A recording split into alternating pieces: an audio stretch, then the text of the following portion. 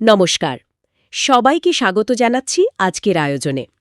আমরা আজকে শব্দের এক দারুণ জগতে ডুব দিতে যাচ্ছি।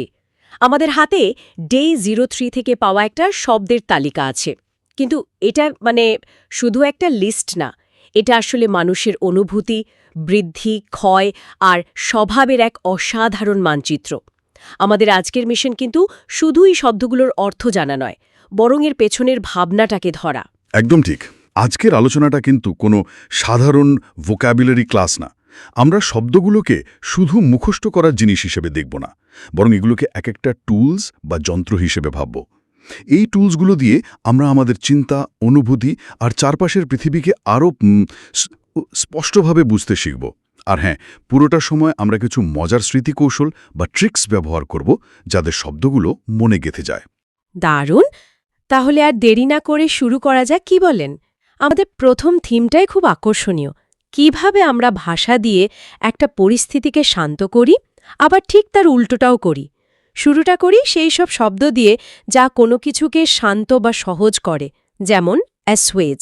এর মানে তো উপশম করা। হ্যাঁ, সোয়ে শব্দটার উচ্চারণটা খেয়াল করলেই এর অর্থটা কিছুটা আন্দাজ করা যায়। এটা শুনতে অনেকটা মাসাজের মতো, তাই না? হ্যাঁ, তাই তো, মাসাজ, অ্যাসুয়েজ। ঠিক। একটা ভালো মাসাজ যেমন আমাদের শরীরের ব্যথা বা মানসিক চাপ কমিয়ে দেয়, সোয়েজ শব্দটাও ঠিক সেভাবেই কাজ করে। এটা গভীর আবেগ, যেমন ধরুন দুঃখ, রাগ বা অপরাধবোধকে শান্ত করার জন্য ব্যবহার করা হয়। অনেকটা মানসিক ক্ষততে প্রলেপ দেওয়ার মতো। আচ্ছা, তার মানে এটা শুধু সাধারণ ভয় বা চিন্তা কমানো নয়, বরং আরও গভীর কোনো... একদম, আরও গভীর কোনো অনুভূতিকে শান্ত করার জন্য। তাহলে অ্যালে শব্দটার থেকে কিভাবে আলাদা? এর মানেও তো কমানো। খুব ভালো প্রশ্ন। এখানেই তো ভাষার আসল মজা। অলে শব্দটা মনে রাখার জন্য ভাবা যেতে পারে অলে বা সবাই শুয়ে পড়ো। মায়েরা যেমন উত্তেজিত বাচ্চাদের শান্ত করতে এই কথাটা বলেন, অলে শব্দটাও ঠিক সেভাবেই ভয়, উদ্বেগ বা সন্দেহকে শান্ত করতে ব্যবহার হয়। অ্যাসুয়েজ যেখানে গভীর আবেগের জন্য, অলে সেখানে ভয় বা উদ্বেগের মতো অনুভূতির জন্য বেশি ব্যবহার হয়। বুঝতে পেরেছি। আর সুদ, এটা তো বেশ পরিচিত শব্দ। এটা কি আরও সাধারণ অর্থে ব্যবহার হয়? একদম। সুদ শব্দটা স্মুথ বা মসৃণ শব্দটার খুব কাছাকাছি। একটা রুক্ষ বা অশান্ত পরিস্থিতিকে মসৃণ করে তোলা বা কোনো শারীরিক বা মানসিক যন্ত্রণায় আরাম দেওয়া, এটাই হলো সুদ। ও আচ্ছা, যেমন একটা শিশুকে শান্ত করা।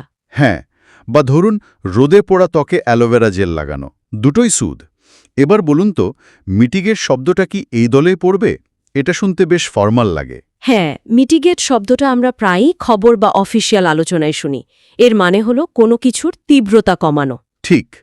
আর এটা মনে রাখার জন্য গেট বা বাঁধের কথা ভাবা যেতে পারে। গেট। ঠিক। একটা বড় গেট বা বাঁধ যেমন বন্যার পানির বিধ্বংসী ক্ষমতাকে পুরোপুরি থামাতে না পারলেও তার তীব্রতা বা শক্তি কমিয়ে দেয়। মিটিগেট শব্দটিও ঠিক সেভাবে কোনো ক্ষতি, ঝুঁকি বা সমস্যার বহাবহতা কমানোর ক্ষেত্রে ব্যবহার করা হয়। আপনি একটা শিশুর ভয় মিটিগেট করবেন না, আপনি তার ভয় এলে বা সুদ করবেন, কিন্তু একটা প্রাকৃতিক দুর্যোগের প্রভাব মিটিগেট করার চেষ্টা করবেন। বাহ, দারুণ পার্থক্য তো। তার মানে এই শব্দগুলো একে অপরের প্রতিশব্দ হলেও এদের ব্যবহারের জায়গাটা আলাদা। এই তালিকার শেষ পজিটিভ শব্দটি হল অ্যানোডাইন। এটা বেশ আনকমন। অ্যানোডাইন শব্দটার দুটো অর্থই আছে। আক্ষরিক অর্থের মানে বেদনানাশক ঔষধ, তবে রূপক অর্থে অ্যানোডাইন মানে এমন কোনো মন্তব্য বা কাজ যা একেবারেই নিরীহ, যা কাউকে অসন্তুষ্ট করবে না, হয়তো একটু বেশিই সাদামাটা। এটা মনে রাখার কৌশলটা হলো অ্যানোয়িং ব্যথা যা দূর করে, সেটাই অ্যানোডাইন। আশা দিয়ে পরিস্থিতি শান্ত করা যায়।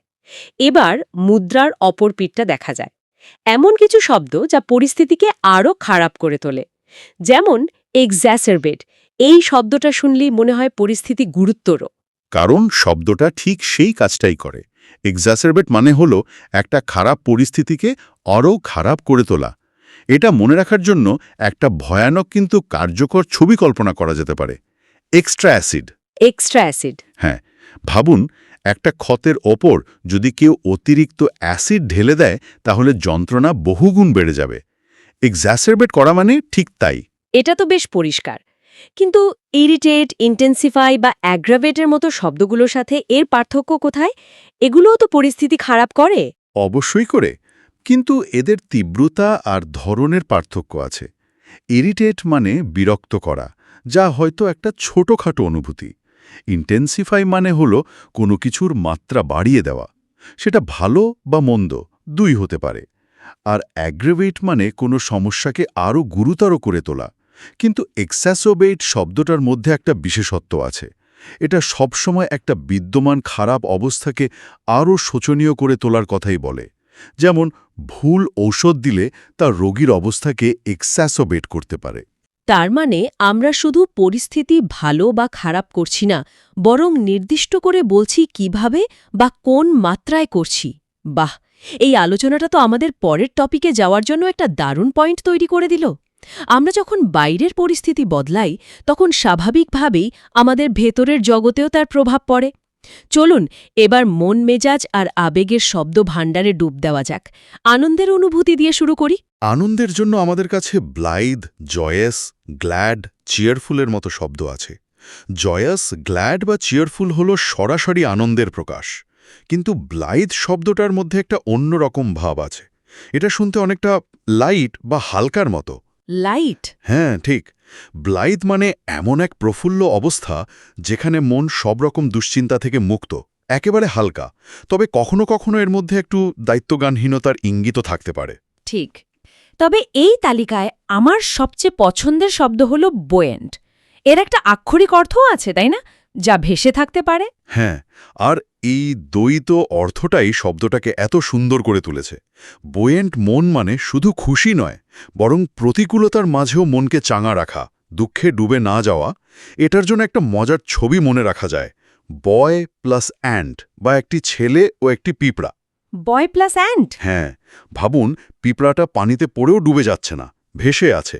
আমাদের মনও যখন হতাশা বা দুঃখের সাগরে ডুবে না গিয়ে আনন্দের সাথে ভেসে থাকে, সেই অবস্থাই হলো বোয়েন্ট। এই ভেসে থাকার ধারণাটা খুব শক্তিশালী। এটা শুধু আনন্দ নয়, এক ধরনের মানসিক শক্তিরও পরিচয় দেয়।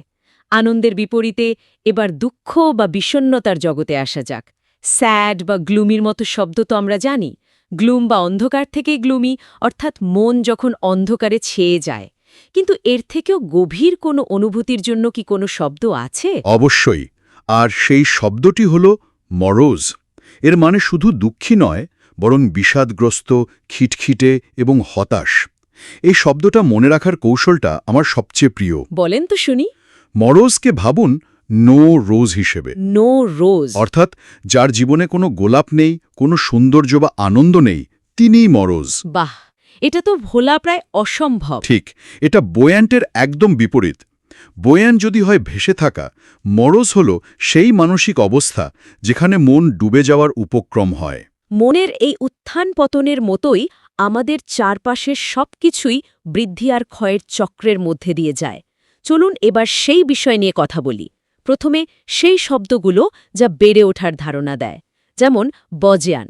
বার্জন শব্দটা মনে রাখার জন্য বার্গারের কথা ভাবা যেতে পারে। বার্গার? হ্যাঁ। যেমন বেশি বার্গার খেলে শরীর বাড়ে।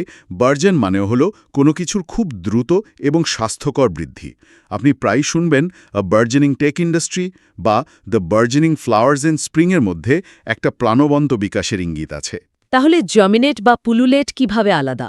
জার্মিনেট শব্দটা এসেছে জীববিজ্ঞানের জার্মিনেশন বা অঙ্কুরোদ্গম থেকে। এর মানে হলো কোনো কিছু সবে শুরু হচ্ছে বা অঙ্কুরিত হচ্ছে। আচ্ছা, যেমন একটা বীজ থেকে গাছ। একদম, বা একটা নতুন আইডিয়া। অন্যদিকে পুলুলেট শব্দটা পপুলেশন বা জনসংখ্যার ধারণার সাথে যুক্ত। এর মানে হলো খুব দ্রুত সংখ্যায় বেড়ে যাওয়া। যেমন বর্ষার পর মশার সংখ্যা পুলুলেট করে। ও, তাহলে বার্জন হলো স্বাস্থ্যকর বৃদ্ধি, জমিনেট হলো শুরুর বৃদ্ধি, আর পুলুলেট হলো সংখ্যার বিস্ফোরণ। ঠিক। বৃদ্ধির এই নানা রূপের বিপরীতে রয়েছে ক্ষয়, যেমন শ্রিভেল অ্যান্ড ডাই। শ্রিভেল? শ্রিভেল মানে হলো শুকিয়ে কুঁচকে যাওয়া। সবচেয়ে ভালো উদাহরণ হলো তাজা আঙুর শুকিয়ে যখন কিসমিস হয়ে যায়, তখন সেটা শ্রিভেল করে। এর মধ্যে জলীয় অংশ বা প্রাণ শুকিয়ে যাওয়ার একটা ধারণা আছে। আর এর সাথেই আছে উইদার শব্দটা। এটা মনে রাখার জন্য খারাপ ওয়েদারের কথা ভাবা যেতে পারে। ওয়েদার থেকে ওয়েদার? হ্যাঁ, তীব্র রোদ বা খারাপ আবহাওয়ায় গাছপালা যেমন জীর্ণ, বিবর্ণ আর প্রাণহীন হয়ে যায়, সেটাই হলো ওয়েদার। এই বৃদ্ধি আর ক্ষয়ের চক্রটা আমাদের ভাবতে বাধ্য করে যে কোনো কিছুর টিকে থাকা বা বেড়ে ওঠার পেছনে মূল শক্তিটা কি, আর এখান থেকেই আমরা মানুষের দক্ষতা ও সাফল্যের প্রসঙ্গে আসতে পারি। আমাদের তালিকায় একটি দারুণ শব্দ আছে, ক্যালিবার। ক্যালিবার শব্দটা খুব গুরুত্বপূর্ণ। এর উৎসটা বুঝতে পারলে অর্থটাও পরিষ্কার হয়ে যায়। বন্দুকের ক্যালিবার বা নলের ব্যাস যেমন তার ক্ষমতা বা শক্তি নির্ধারণ করে, আচ্ছা।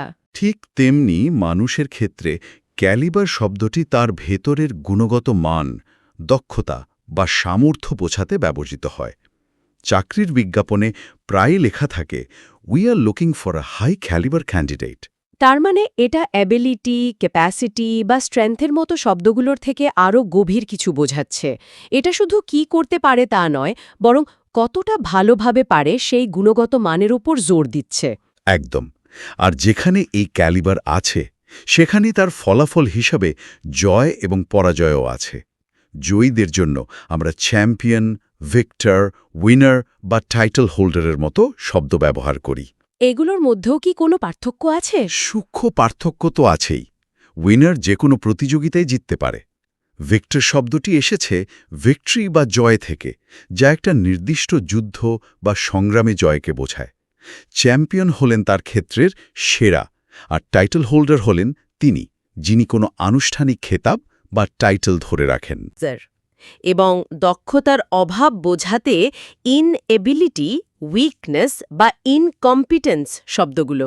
দক্ষতা আর সাফল্যের পর স্বাভাবিকভাবেই আসে আকর্ষণের ধারণা, যেমন ক্যারিসমা। কারিজমা বা কারিশমা এক ধরনের জাদুকরী ব্যক্তিগত প্রভাব। এটা এমন এক গুণ যা দিয়ে একজন মানুষ সহজেই অন্যদের প্রভাবিত বা মুগ্ধ করতে পারে।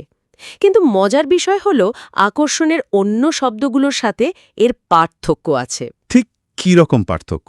যেমন চার্ম, অলুর বা ফ্যাসিনেশনের সাথে? এখানেই ভাষার সৌন্দর্য। এরা সবাই আকর্ষণ বোঝালেও এদের দৃষ্টিকোণ ভিন্ন। কারিজমা হলো একটা সহজাত গুণ যা একজন ব্যক্তির আছে। অন্যদিকে অলিওর শব্দটা দেখুন, এর মধ্যে অলিওর বা মাছ ধরার টোপের ধারণা লুকিয়ে আছে। ও, অলিওর? হ্যাঁ, অলিওর প্রায়ই এক ধরনের ইচ্ছাকৃত প্রলোভনকে বোঝায়। চার্ম হতে পারে প্রাকৃতিক বা অর্জিত, কিন্তু এনচ্যান্টমেন্ট শব্দটা প্রায় রূপকথার মতো এক জাদুকরী মোহের কথা বলে। আর ফ্যাসিনেশন? ফ্যাসিনেশন হল দর্শকের অবস্থা। সুন্দর ফেস বা চেহারা দেখে মুগ্ধ হওয়ার ধারণা থেকে এটা মনে রাখা যায়। ফ্যাসিনেশন হল পুরোপুরি আবিষ্ট হয়ে যাওয়ার অনুভূতি। বাহ! তার মানে এরা শুধু সমার্থক শব্দ নয়, বরং একটা আকর্ষণের প্রক্রিয়াকে বিভিন্ন দৃষ্টিকোণ থেকে বর্ণনা করছে। আকর্ষণের এই জাদুর ঠিক বিপরীত শক্তি হল বিকর্ষণ। এর জন্য আমাদের তালিকায় রিপালশন শব্দটি আছে। রিপালশন একটি শক্তিশালী শব্দ।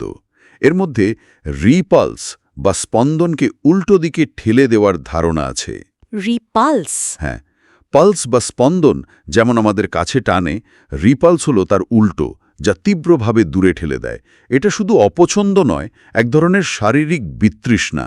এর সাথেই আছে অবনক্সিয়াসনেস, যার মানে চরম আপত্তিকর অবস্থা। এই শব্দটির ভেতরেই নক্সিয়াস বা বিষাক্ত কথাটি লুকিয়ে আছে। আকর্ষণ বিকর্ষণের পর এবার পরিমাণগত পরিবর্তন নিয়ে কথা বলা যাক। প্রথমে সেই শব্দগুলো যা পরিমাণ বাড়া বোঝায়, যেমন অগমেন্ট। এটা কি ইনক্রিজের একটা ফর্মাল ভার্সন? অনেকটা তাই। তোকে এর একটা বিশেষত্ব আছে। অগমেন্ট মনে রাখার জন্য অগস্ট মাসের কথা ভাবা যেতে পারে, যা বছরের একটা বড় মাস। অগস্ট থেকে অগমেন্ট, ইন্টারেস্টিং। অগমেন্ট মানে শুধু বাড়ানো নয়, বরং কোনো কিছুকে আরও উন্নত বা সম্পূর্ণ করার জন্য তাতে নতুন কিছু যোগ করা। যেমন একজন তার আয় অগমেন্ট করার জন্য পার্ট টাইম কাজ করতে পারে। এটা সাপ্লিমেন্ট শব্দটার কাছাকাছি, যার মানে সাপ্লাই বা সরবরাহ দিয়ে কোনো ঘাটতি পূরণ করা। আর অ্যাম্প্লিফাই ও বুস্ট? অ্যাম্প্লিফাই মানে হল কোনো কিছুর বিস্তার বা শক্তি বাড়ানো।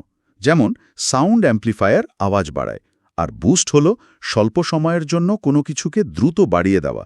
যেমন এনার্জি ড্রিঙ্ক শক্তি বুস্ট করে। আচ্ছা, তাহলে অগমেন্ট হলো যোগ করে উন্নত করা, সাপ্লিমেন্ট হলো ঘাটতি পূরণ করা, অ্যাম্প্লিফাই হলো বিস্তার বাড়ানো, আর বুস্ট হলো সাময়িক গতি আনা। একদম। কমানোর ক্ষেত্রেও কি এমন সূক্ষ্ম পার্থক্য আছে, যেমন ডিমিনিশ, অ্যাবেট এবং ডুইন্ডল? অবশ্যই। ডিমিনিশ সবচেয়ে সাধারণ শব্দ, এর মধ্যেই মিনি বা ছোট করার ধারণা আছে। এর মানে হলো গুরুত্ব, আকার বা সংখ্যায় কমে যাওয়া। আর অ্যাবেট? অ্যাবেট মনে রাখার জন্য রিবেট বা ছাড়ের কথা ভাবুন। দোকানে রিবেট পেলে যেমন দাম কমে যায়, অ্যাবেট মানেও ঠিক সেইভাবে কোনো কিছুর তীব্রতা কমে যাওয়া, যেমন ঝড় বা ব্যথা অ্যাবেট হওয়া। আর ডুইন্ডল? শব্দটা শুনলেই মনে হয় ধীরে ধীরে কিছু একটা মিলিয়ে যাচ্ছে। ঠিক এই অনুভূতিটাই শব্দের মূল অর্থ। ডুইন্ডল শব্দটা শোনার সময় উইন্ড বা বাতাসের কথা মনে আসে। ভাবুন, বাতাস কিভাবে একটি মোমবাতির শিখাকে ধীরে ধীরে কমিয়ে দেয়। বাহ! ডুইন্ডল হলো ঠিক সেই রকম, ধীরে ধীরে ক্রমান্বয়ে কমে গিয়ে প্রায় শেষ হয়ে যাওয়া, যেমন কারো আশা বা সঞ্চয় ডুইন্ডল করতে পারে। দারুণ সব পার্থক্য। আমরা আলোচনার প্রায় শেষ ধাপে চলে এসেছি। এবার লেনদেন এবং কোনো কিছুর প্রকৃতি বা স্বভাব নিয়ে কথা বলা যাক। দর কষাকষির জন্য বার্গেইন বা নেগোশিয়েট শব্দগুলো তো আমরা জানি, কিন্তু হ্যাগল শব্দটার মধ্যে একটা অন্যরকম ভাব আছে। হ্যাঁ, হ্যাগল মানে হলো বেশ তর্কাতর্কি করে দাম কমানো। এটা মনে রাখার কৌশল হল দাম কমানোর জন্য যে স্ট্রাগল বা সংগ্রাম করতে হয়, সেটাই হ্যাগল। স্ট্রাগল থেকে হ্যাগল, বেশ। এটা সাধারণ নেগোশিয়েটের থেকে একটু বেশি আগ্রাসী। আর কেনাকাটার শেষে যদি বিলের ওপর অতিরিক্ত চার্জ যোগ হয়, সেটাকে বলে সারচার্জ। শব্দটিকে ভাঙলেই এর অর্থ পরিষ্কার। সার মানে ওপরে বা অতিরিক্ত, আর চার্জ মানে তো চার্জ। একদম পরিষ্কার। সবশেষে আমরা কোনো কিছুর প্রকৃতি বা স্বভাব নিয়ে কথা বলব, যা ভালো হতে পারে আবার মন্দ। ভালো প্রকৃতির জন্য একটি সুন্দর শব্দ হল বিনাইন। বিনাইন মানে সদয়, কোমল বা যা ক্ষতিকর নয়।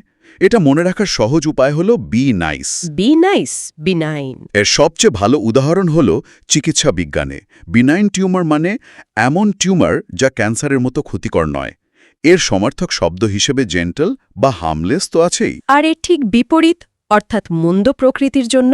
মন্দ প্রকৃতির জন্য আমাদের তালিকায় আছে ম্যালিগন্যান্ট, যার মানে মারাত্মক বা ক্ষতিকর।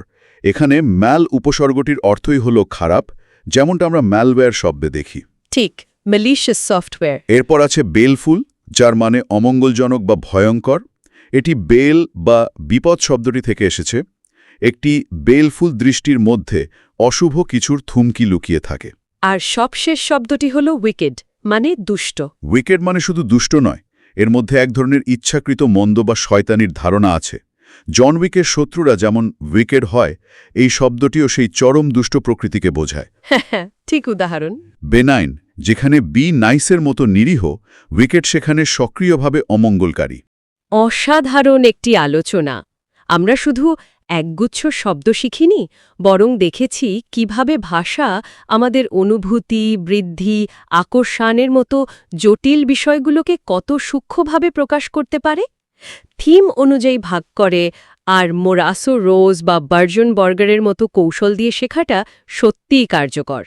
এটা বুঝিয়ে দেয় যে ভোক্যাবুলারি শেখা মানে অভিধান মুখস্থ করা নয়, বরং ধারণার মধ্যে সংযোগ তৈরি করা। ঠিক তাই। আর এই সংযোগ স্থাপন করতে গিয়েই আমরা ভাষার আসল শক্তিটা বুঝতে পারি। আজকের আলোচনা শেষে শ্রোতাদের জন্য একটি ভাবনা রেখে যেতে চাই। আমরা দেখলাম কমানোর মতো একটা সাধারণ ধারণাকে প্রকাশ করার জন্য ডিমিনিশ, অ্যাবেট, ডুইন্ডল এর মতো কতগুলো ভিন্ন শব্দ আছে। এটা একটা প্রশ্ন তৈরি করে, যখন আমরা কোনো ব্যক্তি বা ঘটনাকে বর্ণনা করি, তখন কি আমরা সবচেয়ে নির্ভুল শব্দটি বেছে নিই, নাকি সেই শব্দটি বেছে নিই যা আমাদের নিজস্ব ভাবনা বা পক্ষপাতকে সবচেয়ে বেশি সমর্থন করে? কোনো নেতার একটি পদক্ষেপ কি আসলেই বেইলফুল বা অমঙ্গলজনক, নাকি তার ফলাফলের সাথে আমরা একমত নই বলেই শব্দটি ব্যবহার করছি?